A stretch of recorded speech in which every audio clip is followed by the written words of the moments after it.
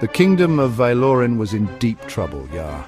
Once it was a land of sunshine and songs, now a chilling darkness had fallen over it. Ugly war drums boomed day and night, a constant reminder of the enemies creeping closer. Hope? That was a little flickering candle, almost about to go out. People walked with their heads down, whispering about bad times and the kingdom falling apart. The borders were weak, and greedy warlords eyed Valerian like hungry wolves. It was a truly sad state of affairs, with despair hanging heavy in the air for everyone. Upon the ancient throne sat King Thandor. He was young, too young, some whispered. His family line was long and famous, full of heroes and wise rulers, proper legends they were. But Aurel felt like just a boy, playing dress-up in a king's robes. The crown, made of heavy Valerian gold, felt like it weighed a ton on his brow.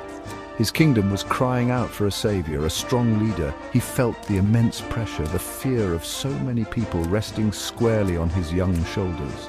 His youth was no shield against this storm. The Council of Regents, a group of old, serious-looking men, gathered often. Their faces were etched with worry lines, deep like rivers. "Your Majesty," they would say, their voices grave, "you must marry, form an alliance, quick, quick." They spoke of powerful princesses from faraway lands, of armies that would come as part of the marriage deal. They believed this was the only way, the practical way, to get more soldiers and protect Valerian. Safety through a wedding, that was their plan. A king's duty, they called it, a necessary sacrifice. Aurel listened to their plans, his heart feeling like a stone in his chest. Marrying a stranger just for soldiers, it felt wrong, like giving up before the fight even started properly. He would look at the old tapestries hanging in the grand hall. They showed his ancestors, brave kings and queens, wielding not just swords but powerful magic too. He made his mind up then and there. He would not take the easy path. He would seek the forgotten magic, the ancient power. He would find the legendary crown of Emberlight to save his people. The journey ahead was full of dangers, no doubt about it, but King Aurel was not going alone, mind you. By his side strode Cailan, the kingdom's swordmaster. Cailan was a mountain of a man, his face a roadmap of old scars, each telling a story of battles fought and won. He was fiercely loyal. And then there was Lyra, a young sorceress, quieter than Cailan, but her eyes shone with a wisdom far beyond her years. She knew the ancient texts. These two were his trusted companions, his best hope in this desperate quest for Valerian. Their destination was the Vale of Whispers. Just the name sent a shiver down most spines. It was a place spoken of in hushed tones, a place of old magic and even older secrets. As they entered, trees with twisted, gnarled branches reached out like skeletal fingers trying to grab them. Strange, glowing moss pulsed with an unnatural, eerie light on the damp ground and tree trunks. The air itself felt thick, heavy with unspoken words and ancient enchantments. It was like stepping into a forgotten, magical dream. A bit scary, too. Mysterious whispers seemed to follow them, slithering through the rustling leaves of the ancient forest. Were they actual voices from some spirits, or was it just the wind playing tricks on their tired minds? Shadows danced just at the edge of their vision, making them jumpy. The magic in the vale was very strong, almost like a living thing. It clung to the air, to the trees, to the very soil beneath their feet. Every step forward was a gamble, a test of their courage. The vale seemed to want them to fail, to turn back. Deeper and deeper they ventured, until they finally reached the heart of the vale. There, hidden behind a curtain of drooping vines and moss-covered stones, was a secret entrance. It led into a dark, silent chamber. The air inside was cold, still, and full of anticipation. In the very center of this hidden sanctuary stood a single, ancient stone pedestal. And upon that pedestal something gleamed faintly, catching the little light that dared to enter. The object of their perilous journey, the key to Valerian's survival, was finally within their reach. King Aurel moved towards the pedestal, his heart thumping like a drum. There it lay, an ancient sword, Ember Fang. Its name was a famous legend, whispered by storytellers for generations. The sword itself seemed to pulse with a faint inner light, almost like it was breathing. Aurel felt a strange pull towards it, an undeniable connection, as if the sword was calling out his name. This was his destiny, he knew it. Fear tried to whisper doubts in his ear, but his determination burned much brighter. He had come too far to turn back now. He reached out his hand slowly, steadily, His fingers, trembling just a little bit, brushed against the cold, ancient hilt of Emberfang. A sudden shock, a powerful jolt, raced up his arm and through his entire body. It wasn't pain, not at all. It was pure, raw power.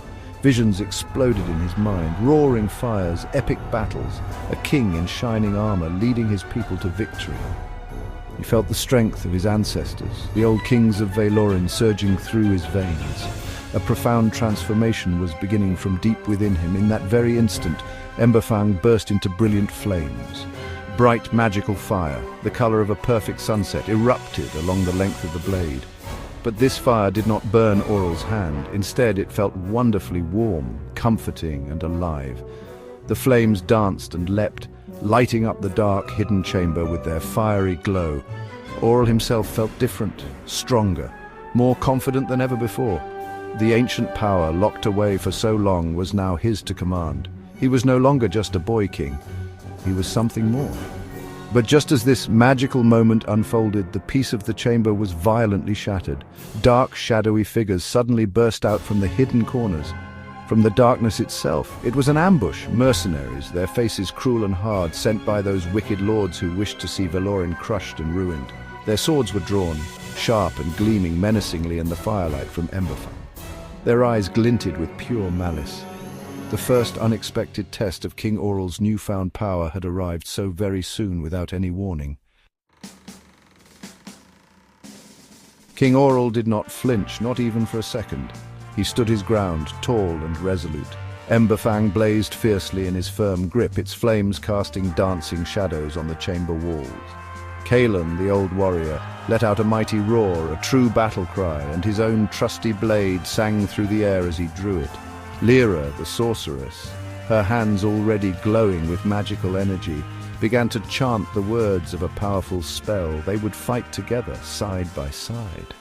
They would protect their young king, no matter the cost. Then Aurel moved. He was like a whirlwind of fire and steel, a true force of nature. Emberfang felt like a part of him, an extension of his very will, his very soul. The magical flames from the sword lashed out, striking at the surprised ambushes. He fought with a skill he never knew he possessed, a grace and power that came from the ancient magic now flowing within him. Each strike was accurate, each parry perfectly timed. This was the true power of the Emberlight, the might of Valerian's rightful king. The mercenaries who had expected to fight a scared boy faltered. They found themselves facing a warrior king, wreathed in magical fire, his eyes blazing with righteous fury. Terror quickly replaced their earlier confidence and greed. They had clearly underestimated him, very badly. With cries of fear, they turned and fled, scrambling back into the shadows from where they had come, disappearing like frightened rats. They were utterly defeated, driven away by the young king's fiery wrath. The Veil of Whispers itself seemed to breathe a sigh of relief. King Aurel Thandor returned to his capital city. Emberfang, the legendary sword, still glowed with a soft, warm light in his hand. The people of Valerian saw him coming. They saw the flaming sword held high. A collective gasp went through the massive crowd gathered in the city square. Then a sound started, a murmur that grew into a thunderous cheer, a roar of pure joy and renewed hope. Hope, bright and fierce like Emberfang's flames, ignited in their hearts. Valerian finally had a true king, a warrior king. But the war, everyone knew, was far from over. Greater, even more terrible battles still waited ahead.